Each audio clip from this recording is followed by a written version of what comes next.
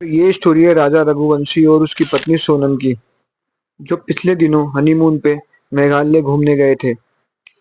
और बताया जा रहा है कि इन दोनों के साथ वहां पे कोई हादसा हो गया था, इसलिए कई दिनों से ये लापता थे। मीडिया में भी ये खबर हाईलाइट पर थी। सब यही सोच रहे थे कि ये दोनों के साथ कोई हादसा, या इनको कोई अगवा करके ले गया है, या इनको मार दिया गया, या इनके साथ कोई लूटपाट हुई है। लेकिन सच कुछ और ही था। मेघालय की पुलिस ने कई लोगों से पूछताछ की तो उनके हाथ में कुछ नहीं आया। पहले तो ये मिसिंग कंप्लेंट थी, लेकिन जब राजा का शव मिला तो ये मिसिंग कंप्लेंट एक हत्या के रूप में बदल गई। अब ये जो मेघालय की पुलिस होती है, ये अपनी कार्रवाई को और तेज कर देती है, और पूछताछ करते करते यह उस गाइड तक पहुंच जाती है जो कि राजा के साथ ट्रैकिंग पर निकले थे।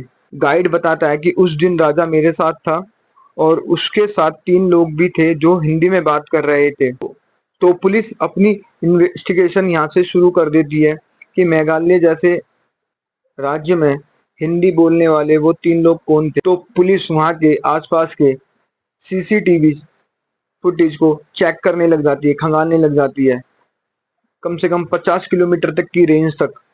पुलिस जब उन सीसीटीवी फुटेज को देखती है तो वो भी चौंक जाती है। सीसीटीवी फुटेज में जब वो देखती है कि राजा रघुवंशी और सोनम जहाँ जहाँ होते हैं, वहाँ वहाँ वो 3 लोग भी होते हैं। ऐसा एक दो जगह नहीं होता, ऐसा देखा जाता है वो 3-4 लोकेशन पे वो तीनों लोग उनके आसपास ही पाए जाते हैं। अब जो पुलिस होती है वो कॉल डिटेल को खंगालना स्टार्ट करती है, जिसमें कि पाया जाता है 3 अननोन नंबर उस फोन में मिल जाते हैं। एक नंबर अलग से मिलता है जो कि पहले से भी एक्टिव था। मेघालय पुलिस ने इंदौर पुलिस को वो नंबर दिया और बोला कि आप पता कीजिए। इंदौर पुलिस ने जब उस नंबर के बारे में पूछताछ करी और स्टोर मैनेजर के पास गए, तो जो वो पहला नंबर मिला तो वो आकाश राजपूत। जब पुलिस दूसरे शख्स के पास पहुंची जिसका नाम विशाल चौहान था, पुलिस ने उसको भी ट्रेस कर लिया। उसको ट्रेस करने के बाद पुलिस ने जो तीसरा शख्स था उसका नाम था राज सिंह कुशावा। जब राज सिंह कुशावा के पास पुलिस पहुंची तो सारे पत्ते ही खुल गए, क्योंकि राज सिंह कुशावा वो लड़का था जो सोनम के पिता के पास काम करता था, जो उसी की कंपनी में काम करता था मैनेजर की पोस्ट पे। अब पुलिस को ये समझने में ज्यादा टाइम नहीं लगा कि ये तीनों लोग कौन थे और राज सिंह कुशवाहा कौन था, और चौथा जो शख्स था आनंद, वो भी गिरफ्तार कर लिया गया। जब पुलिस ने राज सिंह कुशवाहा के 2 दोस्तों को गिरफ्तार कर लिया था तो वह समझ गया था कि अब हमारा भांडा फूट चुका है।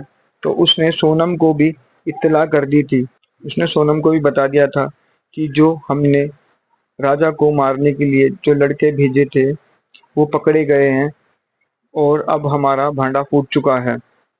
अब सोनम को पता लग गया था कि छुपने का कोई फायदा नहीं है, तो उसने अब एक ऐसी कहानी बनाई जिसमें वो अपने आप को एक इनोसेंट दिखाने की कोशिश करती है, और वो गाजीपुर पहुंच जाती है, जिसमें कि वो बताती है कि मेरे को किडनैप कर लिया था, मारा था, पीटा था और मेरे साथ बदसलूकी करी थी, और मैं जैसे तैसे यहाँ पे पहुंची हूँ। अब सोनम गाजीपुर पहुंच जाती है। वहाँ पे एक चाय की टपरी होती है और वो चाय की टपरी वाले से फ़ोन लेती है और अपने घर पे अपने भाई के पास फ़ोन करती है और उसको बताती है कि भाई मैं ऐसे ऐसे यहाँ पे पहुंची हूँ अपनी जान बचा के गाजीपुर पे। तो उसका भाई उसको दिलासा देता है, कहता है ठीक है, मेरी बात उस चाय वाले से कराओ। तो वो उसका भाई जब उससे चाय वाले से बात करता है तो उस चाय वाले को बोलता है कि इसको यहीं बिठा के रखो, मैं अभी पुलिस को इत्तला करता हूँ, पुलिस भी वहाँ पहुंचती होगी और मैं भी वहाँ पहुंचता हूँ जल्द से जल्द। ये कह के फोन कट जाता है। तो ये कहानी यहाँ पे आके खत्म हो जाती है।